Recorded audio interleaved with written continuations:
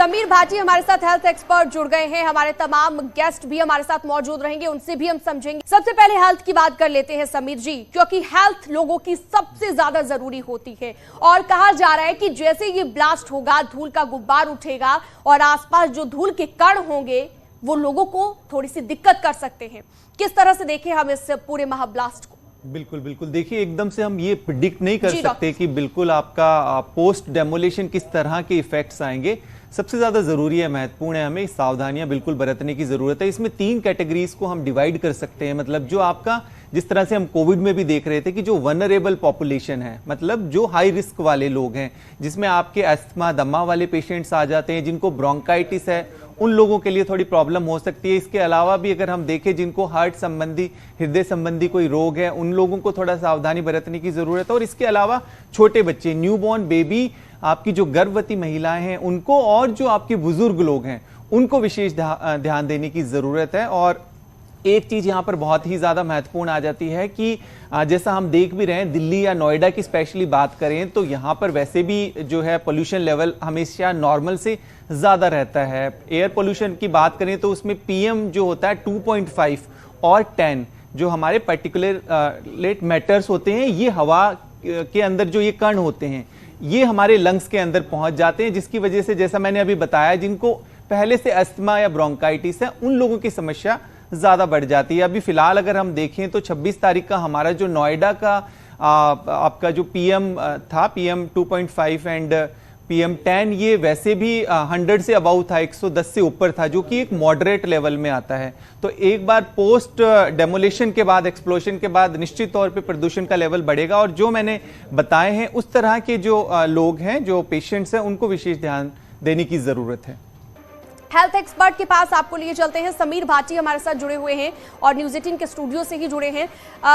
समीर जी, doctor Sameer जी, आपसे मैं ये समझना चाहूंगी कि क्योंकि 1 से 2 किलोमीटर के दायरे में ही ये गेजा गांव है, जो लोग अपनी समस्या बता रहे हैं कि हमारे लिए एम्बुलेंस के इंतजाम नहीं है या फिर बाकी इंतजाम नहीं है, तो उन पर कितना इम्पैक्ट पड़ सकता है? क्योंकि आसपास के लोगों पर ना पड़े इसके लिए तो इंतजाम है, लेकिन गेजा गांव के लोग, 15,000 के तकरीबन आबादी है इस गांव की, उनके लिए किस तरह का हम कह सकते हैं इम्पैक्ट हो सकता है अगर जो है ज्यादा धुएं का गुब्बार उठता है? से हम बात करते हैं, धुआं का गुब्बार उठने के बाद एकदम से जो पोल्यूशन लेवल है वो काफी ज्यादा बढ़ेगा। अब इसमें एक चीज निर्भर करती है कि हमें ये नहीं पता, कुछ चीज हमारे कंट्रोल में नहीं है कि उस टाइम जो हवा की गति है वो किस तरह की होगी। उस पर डिपेंड करता है कि जो आपका उस तरह का जो गुब्बार है और उसमें जो आपका एयर के अंदर जो पार्टिकल्स है, जो हैवी पार्टिकल्स है वो तो नीचे आ जाएंगे, पर जो स्मॉल पार्टिकल्स है और कुछ गैसियस, पॉइजनस गैसियस जो चीजें होती है वो वहां से ट्रेवल करके आसपास की दूसरी कॉलोनीज और दूसरे एरियाज के अंदर जा सकते हैं। तो इसमें जो एहतियात की हम बात करते हैं, उस समय की अगर हम बात करें तो उस समय निश्चित तौर पे जरूरी है जो आसपास के लोग हैं उन लोगों को मास्क पहनना जरूरी है। और जैसा हम बात करते हैं कि पोल्यूशन के अंदर भी जैसा हम देखते हैं कि हमारे आंखों के अंदर जलन होने की समस्या, कंजक्टिवाइटिस और इस तरह की रनिंग नोज, ऐसी प्रॉब्लम्स हम इशू फेस करते हैं। तो ज़रूरी है कि अगर वो वहाँ के उस रेडियस के नियर बाई रहते हैं तो चश्मा वो ज़रूर पहन ले, ताकि इस तरह की प्रॉब्लम्स को वो अवॉइड कर सकें। और भी अगर उनको किसी तरह की ऐसी कोई इमरजेंसी फील होती है, स्पेसिफिकली जो हम बार बार बात करें, जो एस्थमेटिक पेशेंट है, जिनको दमा वगैरह की शिकायत है, वो कहीं भी उस नियर बाई इलाके के अंदर रहते हैं, तो निश्चित तौर पर उनको डॉक्टर को संपर्क करने की ज़रूरत है।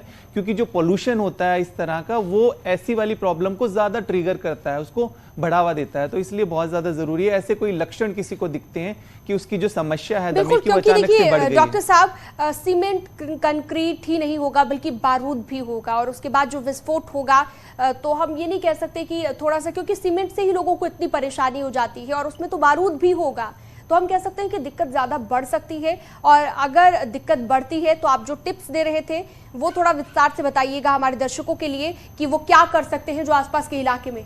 बिल्कुल, देखिए इसमें सबसे महत्वपूर्ण आ जाती है कि जो बिल्कुल हाई रिस्क वाले लोग हैं उनके लिए हमें यह है कि वहां पर जहां पर भी आपका कोई इस तरह का फैमिली मेंबर है जिनको अस्थमा, ब्रोंकाइटिस या कोई भी सांस संबंधित बीमारी है, तो वो जहां पर भी हैं वो वाला कमरा, खिड़कियां वगैरह वहां पर उसको बंद रखें, क्योंकि ज़रूरी है उनको हमें प्रोटेक्ट करके रखना। इसके अलावा जैसा मैंने आपको बताया कि जो छोटे बच्चे हैं या न्यूबॉर्न बेबी है, जो उनको बहुत ज़्यादा ज़रूरी है हमें प्रोटेक्शन देने की, तो वो भी कोई ऐसी जगह पर ज़रूर रहने चाहिए। इसके अलावा अगर हम बात करें तो जैसा मैंने बताया कि मास्क आप ज़रूर पहने अगर आप आसपास की रेडियस में है। मास्क भी जो N95 वाला मास्क है वो आपको इससे सुरक्षा देगा, और इसके अलावा आप अपना चश्मा लगा सकते हैं। और बाकी कुछ लोग स्पेसिफिकली जिनको एंग्जाइटी की प्रॉब्लम है, जिनको घबराहट वगैरह होती है, ऐसे काफ़ी लोग हैं, तो वो भी थोड़ा अपना विशेष ध्यान रखें, क्योंकि ऐसे इस तरह के धमाके और इन चीज़ों से लोगों के अंदर एंग्जाइटी और बढ़ जाती है और पैनिक अटैक की समस्याएं भी देखी गई हैं।